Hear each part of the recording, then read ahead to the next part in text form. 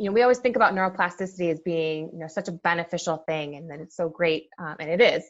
But you also raised a really important point about the concept of, maladaptive neuroplasticity and the potential for patients to learn or develop unwanted behaviors or movement patterns that are potentially going to be difficult for them to unlearn.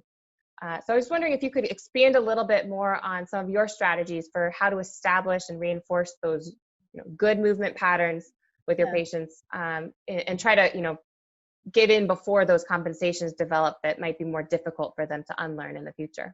Yeah, thank you so much. That's a really great question, Kathleen. So one of the strategies that I'll use the example of really thinking about gait training and locomotor training, for example. So, with a lot of my patients, I think it's a good start for initial task analysis to start in the parallel bars, for example. It's a great place to just start to kind of really get an idea of how your patients are moving, and how they're utilizing the body and the areas that they're really challenged with. And it also obviously provides a relatively safe environment for our patients. However, patients tend to have a real heavy reliance on their upper extremities, right?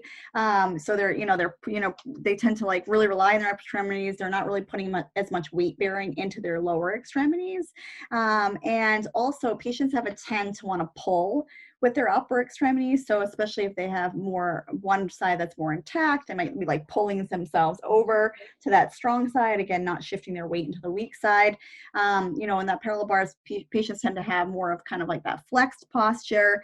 It can promote more asymmetry. It can really promote bad neuroplasticity, that maladaption, if you want to think of it. So something that I use in the clinic is really to try to get them out of the parallel bars as quick as possible. And a great way to do that is with the body weight support training, especially over the treadmill if it's appropriate. So that way you're really getting more weight bearing in someone's lower extremity. You're decreasing that heavy reliance on their upper extremities, and you're just really able to tap into that neuroplasticity more. So trying to progress them toward the desired behaviors, as aggressively as safe and as possible, sounds like. Yeah, exactly. This has been a highlighted clip from ReWalk's Topics in Neurorehabilitation web series. To watch the full episode, please go to the ReWalk Robotics YouTube page or visit the link in the comments below. See you next time.